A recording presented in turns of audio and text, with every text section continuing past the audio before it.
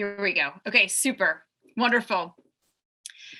Thank you again. We're thrilled to spend your lunch hour and our midday, I suppose, engaging with your center, and we're thankful for the opportunity to share some of this work.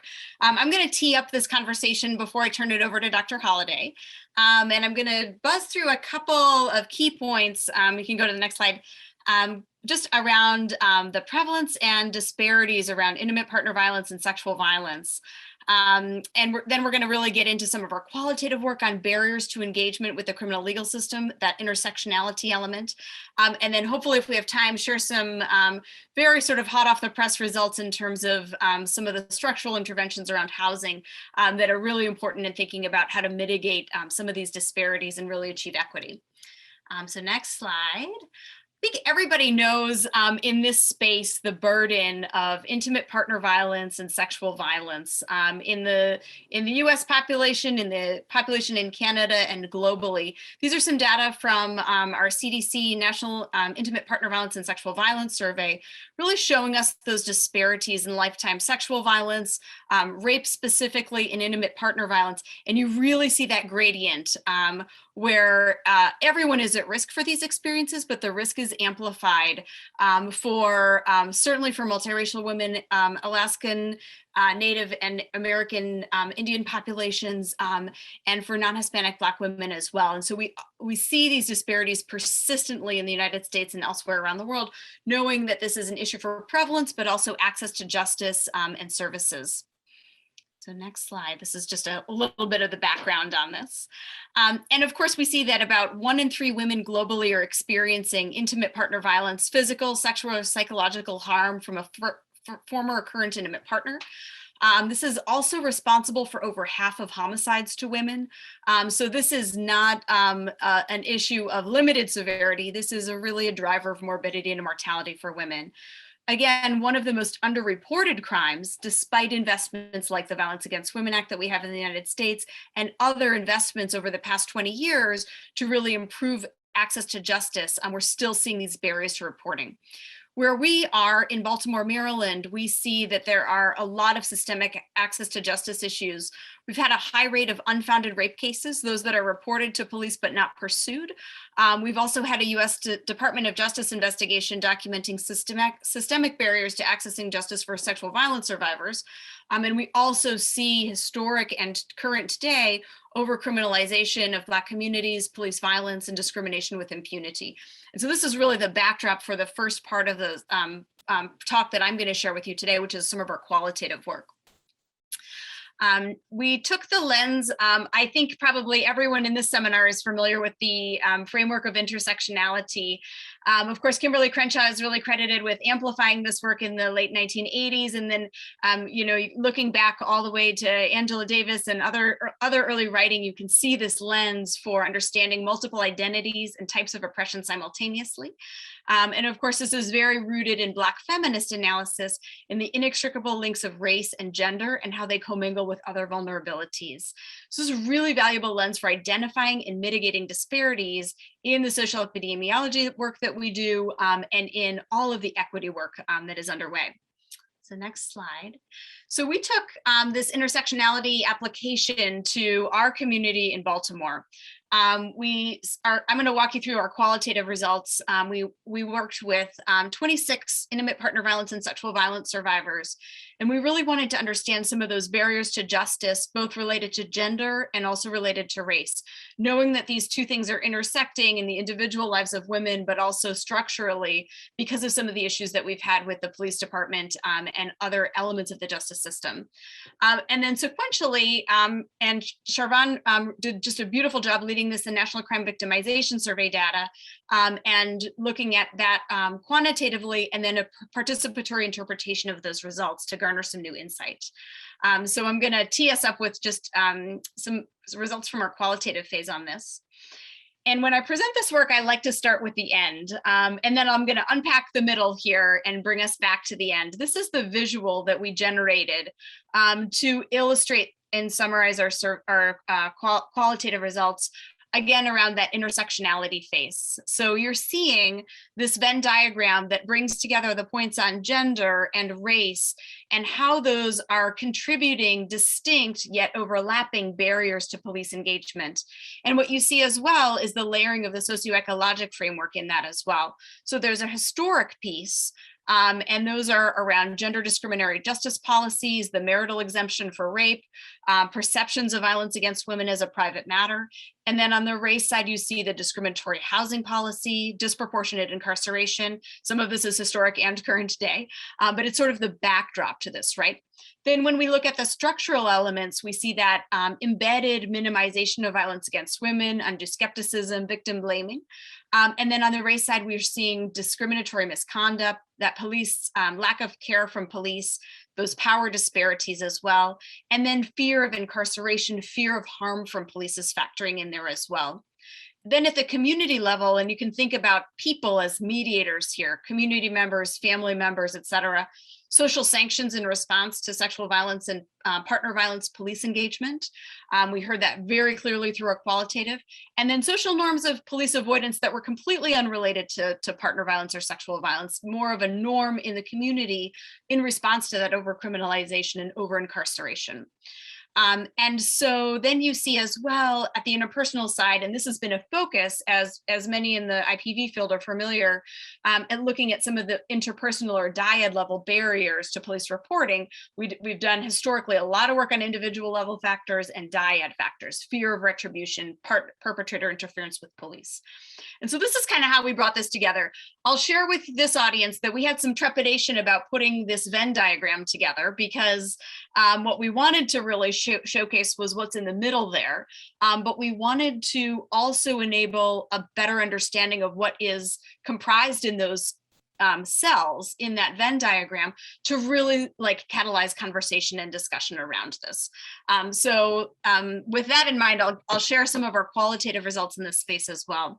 So you can see some of our examples that were borne out in the interviews around just structural factors, that discriminatory misconduct, people making an excuse, that's how they handle them, that's how they deal with them, feeling that when it's a Black person, they want to make an example, whether it's a man, whether it's a woman. Perceived lack of concern and sort of that you don't think of me as a human being element. You would want to be heard and have a voice in that situation. We heard about police citizen power disparities and how this was embedded in that response. The only way to deal with someone that's a bad cop is letting them know that they have the power. That's the only way that you're going to be safe in that situation. We heard a lot as well about fear of harm from police to the partner. And I think this first element of the quote really sums it up. If I call the police, maybe it will escalate and he could get hurt or even be killed. And so this was really that trade-off between personal safety at the hands and the risk at the hands of that abusive partner versus the fear of harm from police that was embedded within this over-criminalization. And again, similarly for fear of partner incarceration. Women also very clearly spoke about that minimization and victim blaming, sort of that minimization that we hear around partner violence. You need to leave him. It's no need to report to police if you're just going to go back around and be with him, and really a lack of understanding about the partner violence dynamics and the needs for safety and harm. So next slide. The social factors, the community factors, again, were those that are mediated by individuals in the neighborhood or the community. And these were two really compelling examples. Actually, these are both from the same interview, but this person was actually just incredibly articulate. And we heard these threads throughout our interviews as well. Just sort of no one calling the police, especially in Baltimore City, and with the understanding that that was going to bring undue attention, and it was really going to violate the social norms of the community. And then you can hear a much more egregious example about some incredible harm that came to a woman that actually did defy that social norm and did reach out and call the police. So the fact that this example came up in an interview about barriers to calling police or contacting police about partner violence is very compelling. And then we've got these interpersonal factors as well. And so this is very much around the IPV situations. People do want to get the help, but they're very afraid to call. And that how that remains a fear for women in terms of those difficult decisions that they have, should they call the police, and sort of that risk trade-off that they're making in the moment. Then we heard as well a number of examples of direct interference from perpetrators with police. So he called the cops after I called the cops. He's hurrying up and telling them that she's the crazy ex-girlfriend that just showed up.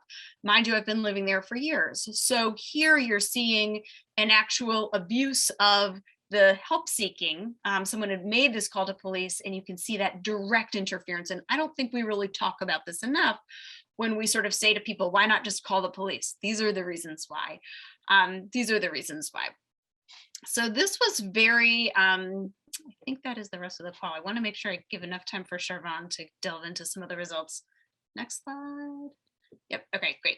And so this really sort of gives you a little bit of a snapshot of the experiences that we heard from women in these interviews that allowed us to kind of populate this Venn diagram and really sort of disentangle the elements that are coming together here, but also understand what lies in the middle for women.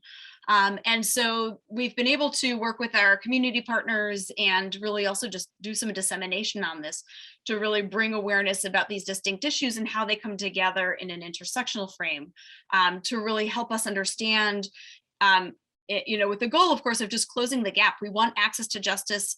We don't want to force everyone to call the police, certainly not, but we want it to be a viable option. And this is helping us see what are the gaps between where we are and where we're going in that. And I think this is my last slide before I turn it over to Charvonne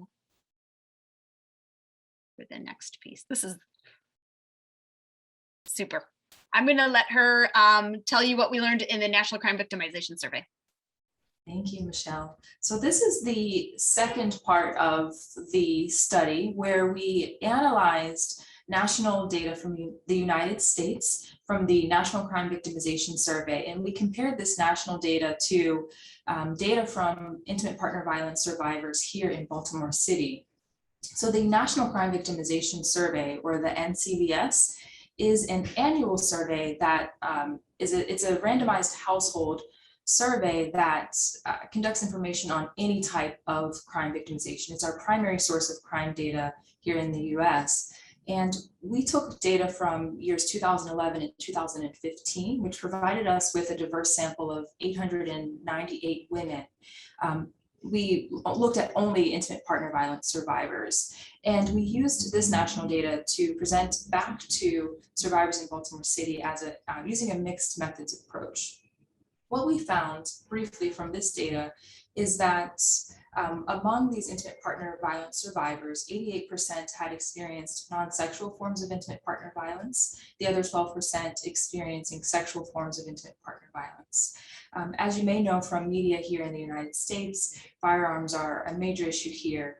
14% of the women reported that a firearm was used in their incident or their experience of intimate partner violence, with Black women reporting more experience or exposure to firearm use during intimate partner violence.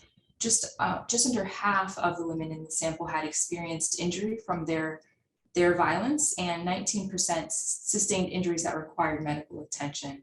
And finally, less than half reported their experience of abuse to police.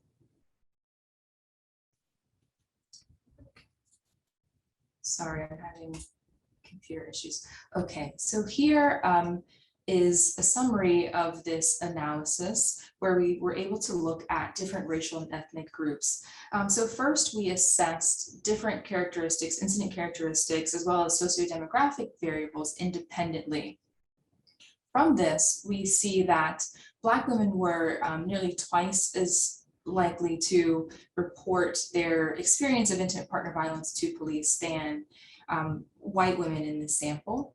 We can see that age was significantly associated with reporting intimate partner violence to police, with reporting increasing with decreasing age, as well as reporting working in the opposite direction, with women of older age, with their reporting decreasing with increasing age, starting with 35 years of age. And then also we see that women who experienced sexual forms of intimate partner violence, they were 58% less likely to report their abuse relative to women who had who had experienced non-sexual forms of intimate partner violence.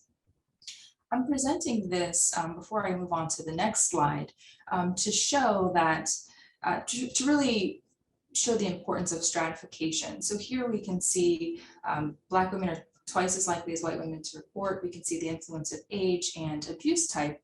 But on the next slide, I'll show you our results from a stepwise deletion approach. And so looking here, we stratified by race ethnicity, so comparing within racial groups. So in the, sorry, my mouse is, so here if we look at white women only, we're comparing white women who reported their intimate partner violence to police to white women who did not report. And we didn't find any statistically significant differences among white women. However, when we go over and we look at Black women who reported relative to Black women who did not report, we can see again that age is a significant consideration, as well as injury. So we can see that for both Black and Hispanic women, those who had sustained significant injury, they were 2.5 times at least the odds of reporting their incident to police relative to women who had not sustained an injury. So this is really highlighting the impact of severity. So for Black and brown populations who may be reluctant to report to police, we're finding that they are reporting when injury is severe, which has implications for intimate partner homicide, as well as other considerations for harm reduction. And then if we look within Hispanic women, we can see the influence of education. So here in this sample, we found that Hispanic women who had less than a high school education, they were less likely to report intimate partner violence to police when compared to Hispanic women with a high school diploma. We saw an opposite trend among Black women, however. So this finding wasn't statistically significant, but we can see that Black women who had less than a high school education or who did not graduate high school, they were significantly, excuse me, not significantly, they were trending towards reporting more than Black women who had a high school diploma. And so these findings really emphasize the need for stratified analyses. So if you compare the first slide that I presented, we could see that the results were very generalized, right? And there were maybe risk factors that may have been missed. However, when we look across racial and ethnic groups or within racial and ethnic groups, we can see that there are different considerations for reporting intimate partner violence to police. And I'd like to share with you some of our focus group data. So the information or the quotes that Dr. Decker shared were from our in-depth interviews. These were from focus group data. So I mentioned that we took a mixed methods approach. So the results that I just presented to you, we took those findings and we created infographics and presented them in a focus group setting to survivors with 2 survivors in an intimate partner violence shelter here in Baltimore City for them to interpret the findings. And the discussion was fascinating. So I'll share with you a few quotes from the focus groups, and then I'll share with you our triangulation matrix comparing the quantitative analysis with the qualitative analysis. So at first, there was partial disagreement about race ethnicity. So if you remember, I shared that Black women were twice as likely to report their intimate partner violence to police relative to white women. So the respondents or the participants in our focus group shared that they feel that Black women call the police maybe because it's a fearful thing, it's danger. Another person shared that a lot of Black women are shot. So they're pointing out the disproportionate experiences of intimate partner homicide, especially among Black women.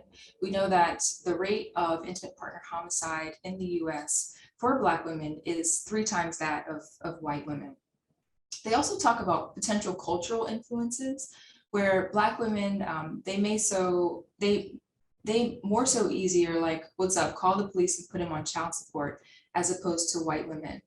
Here they're shadowing, or excuse me, they're potentially discussing cultural influences where Black women may be more likely to be the head of household. And there are reasons, structural reasons for that. For example, disproportionate incarceration of Black men that may leave women to be in this single mother role. Also a lack of confidence in police, as Dr. Decker shared in earlier slides. Us being Black females in this room, half of which are from inner city East Baltimore, West Baltimore, which are the prime locations in Baltimore City, where there's a lot of poverty. We're not running around calling police. There's no talking to police right now because it's not going to do anything. So they're highlighting their experiences with police where police are less supportive in general, and then potentially for cases of intimate partner violence.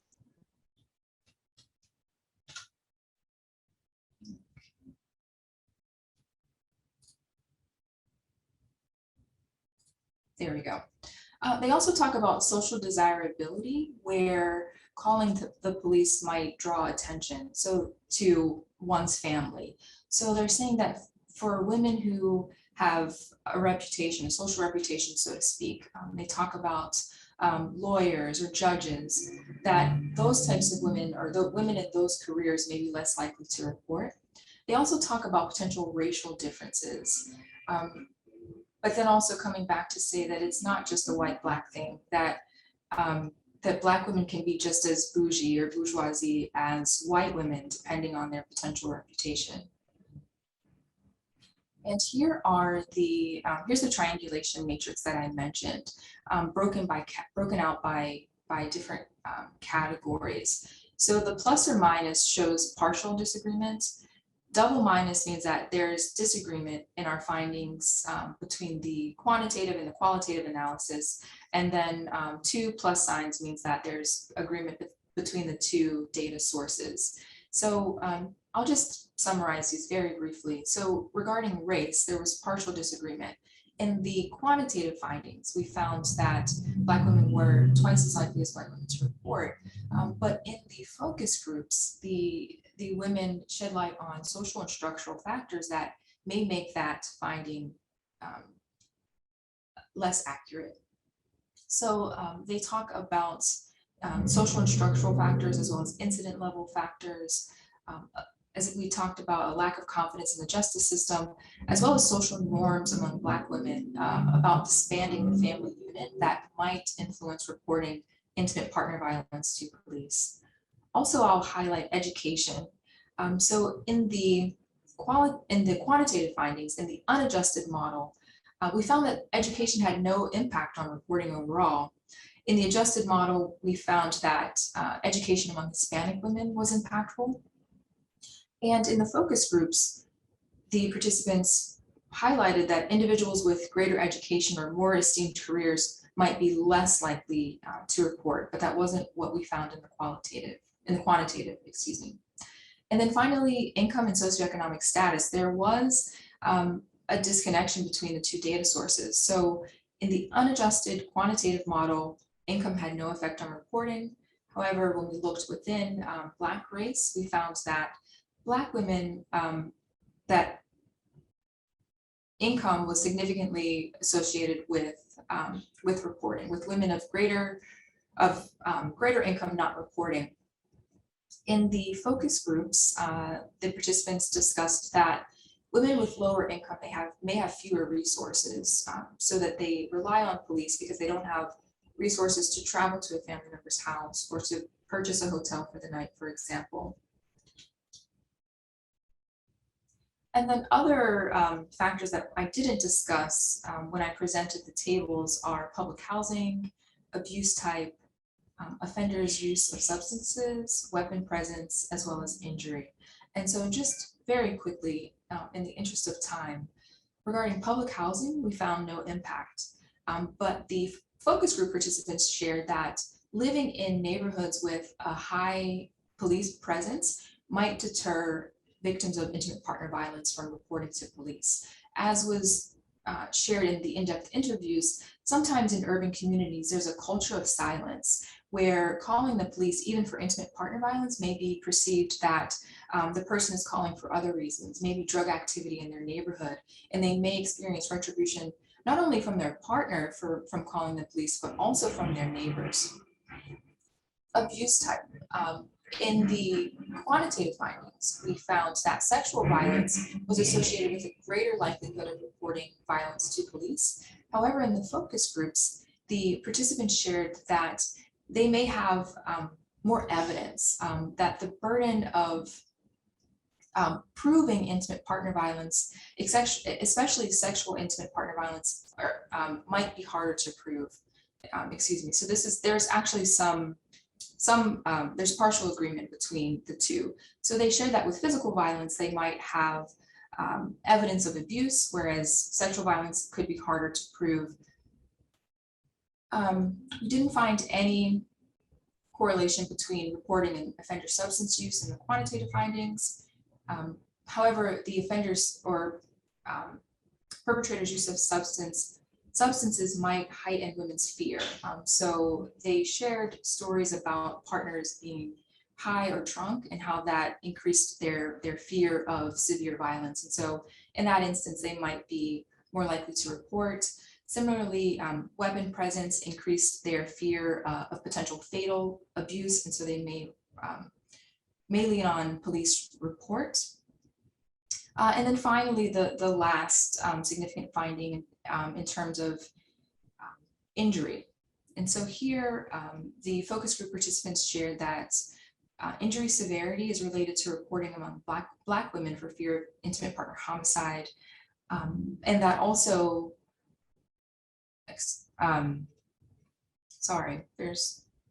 is a duplicate. I apologize for that. So going back to severity of abuse, just potential fear of intimate partner homicide among Black women, we had a very, very small sample of Hispanic women in the sample, but in the focus group sample, but in the quantitative findings, we did find that severe abuse was also a significant risk factor for reporting among Hispanic women.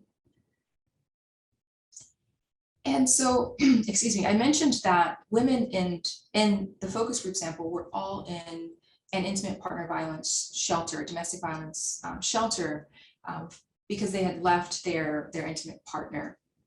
And we know that intimate partner violence is a leading cause of homelessness and housing instability among survivors of intimate partner violence. In fact, intimate partner violence influences women's economic stability.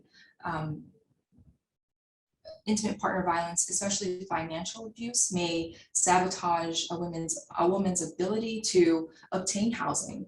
A partner may directly interfere with a person's credit score or prevent her from going to work in order to earn a living to be able to leave. We know that men are more likely to experience homelessness or housing instability, but intimate partner violence is, as I mentioned, the leading cause of housing instability among women. Some of these social and structural influences on housing instability among women include the gender pay gap, which disadvantages women, where men earn more than women, and also gendered aspects of safety. For example, gender-based violence might be less visible, and therefore women may not experience the resources that they deserve. So in another study, we conducted a prospective analysis of two housing models here in the United States, the rapid rehousing model and transitional housing. So for rapid rehousing, survivors are provided resources to purchase or to rent housing within their determined community of their choice. And transitional housing is housing that is on site, usually designated near a domestic violence shelter, for instance. So we followed women longitudinally, surveying them at 3 months. In this pilot, we enrolled 70 women. 83% were retained at 3 months and 81% were retained at 6 months. And basically what we found is that these housing models increased women's housing stability and decreased their risk of experiencing intimate partner violence. And so this diagram shows that there was a significant decrease in experiencing intimate partner violence in the past 3 months when we compared women at baseline to 3 months. And this finding was sustained even at 6 months. So we can see the impact of housing on safety and stability for survivors of intimate partner violence. And as I mentioned in the earlier slide, there are social and structural factors that influence women's, not only their safety, but also their housing stability. This study was conducted in Baltimore City, Baltimore, Maryland, which is the founding site of some of our housing racism. So redlining, where Black and brown people were contained or were only allowed to purchase homes in particular areas. These are called redlined areas. And the impacts of such structural racism is still seen today in Maryland as well as throughout the United States. And so what we want to share briefly today is that these historical forms of race-based discrimination also have gendered impacts as well. So why do neighborhoods matter? They matter because through, as we saw there, that gender and race are intersecting. And broadly, there are policies that are discriminatory in nature to women. So for example, in the United States, policies that evict folks for noise disturbances, or policies that evict people for having too many police calls to that particular address, these are policies that disproportionately impact women. And I'll show in a second also that leaving in an abusive relationship, we discussed the economic impacts, but we also found that women may end up in neighborhoods that may increase their risk of violence. So taking into consideration these social and structural policies, they may increase women's risk to ending up in neighborhoods that are economically deprived or even racially segregated, meaning that they may have a dearth of resources needed to provide safety. We also know that neighborhoods that are economically deprived or racially segregated might have may experience greater levels of neighborhood crime. Neighborhoods matter because where women are able to live might influence their proximity to their abuser or their proximity to loved ones in order to receive support. It also may influence social cohesion that they experience. So we conducted a secondary analysis of the primary housing study that I shared with you. And the gist of that we would like to share today is that the women in the pilot were rehoused in more deprived neighborhoods, as well as neighborhoods with greater levels of residential segregation. And so I'll zoom in a bit. I realize that this might be hard to see, but the take-home point here is that excuse me, let me take a step back. What you see here are census tracts. The census tracts in the US are basically demarcations of a particular city. So in the state that we sampled, in the state of Maryland, there are approximately a little bit over 1,000 census tracts. Census tracts can be used as proxies for neighborhoods. So it's hard to see on the screen, but the different blocks are different census tracts, potentially different neighborhoods. So what we wanted to point out by showing this slide is that the blocks with greater intensity, so the red blocks, these are census tracts with greater levels of deprivation, and the lighter blocks are neighborhoods, or the blue are areas with less deprivation. So what do I mean by deprivation? Deprivation is measured by neighborhoods with lower socioeconomic status. We measured it using indicators of education, percentage of people in management positions, the number of vacant houses in that particular census tract. And so from this pilot, we found that women in this study were rehoused in census tracts that were more deprived, meaning they may be at greater risk for experiencing violence in the future, and that definitely that they may have less access to important resources. In future studies, we want to look at the impacts of rehousing in more deprived neighborhoods long term. So wanting to disentangle or understand long-term structural impacts on rehousing in deprived neighborhoods. And similarly, we found that women in this housing pilot also rehoused in neighborhoods that were more segregated. So the darker purple boxes, I'll try to show you with my mouse. These neighborhoods are neighborhoods with greater levels of residential segregation, meaning there are more Black and brown people who live in these neighborhoods. So again, just highlighting some of the structural impacts, the evidence of historical structural racism.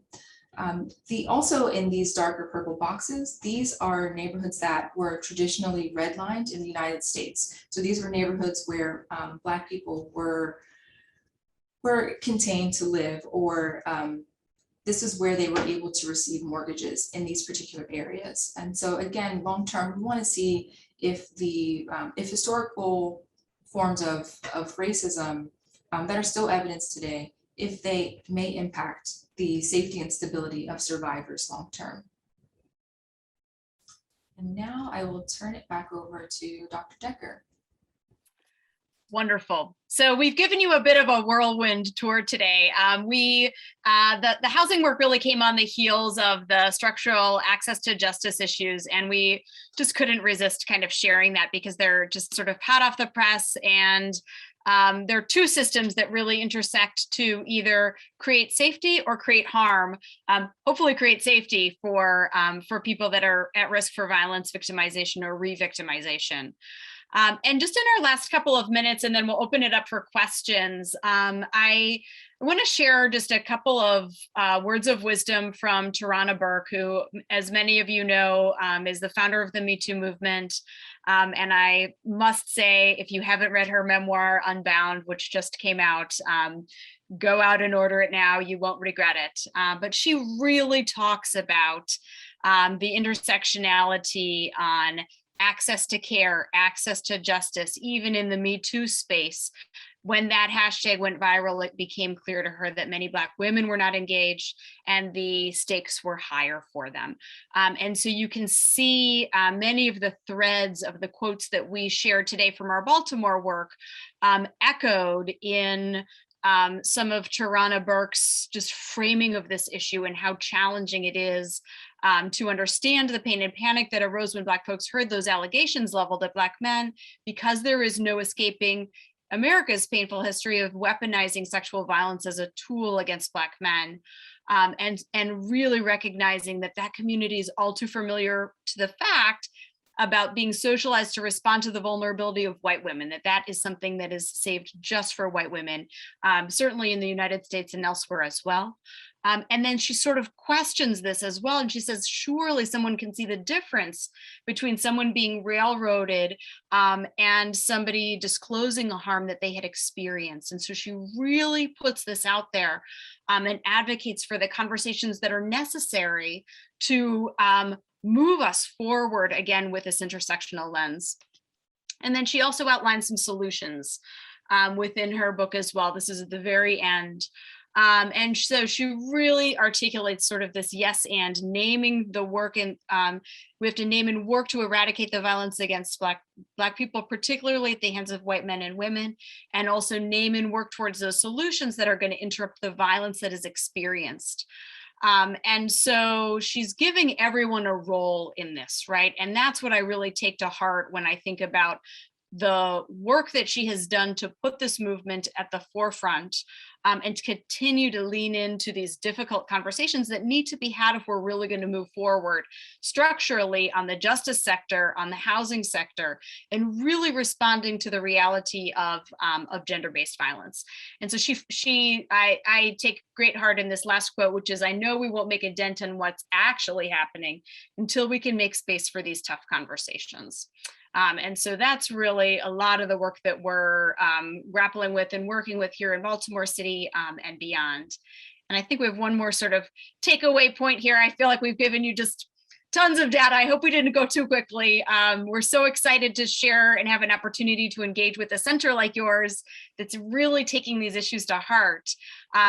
On the intersectionality side, we felt like we learned so much by doing this quantitatively, qualitatively, mixed methods, kind of all within the same study, so that we could get that triangulation element in there. We got the qual, but we also had that triangulation and community interpretation of large scale survey results. We got a lot of learning out of that, both for our team, for what we were able to disseminate, but also community conversation. And then again, when we take that socio-ecologic framework, thinking about those social structural factors and incident level factors are influencing reporting by race and ethnicity. And so we're thinking about mistrust in the justice response, and also some of the individual characteristics. So a lot of room for us to be innovating on how to understand and interpret across levels, and how to really move that work forward. Housing, certainly a social determinant of health.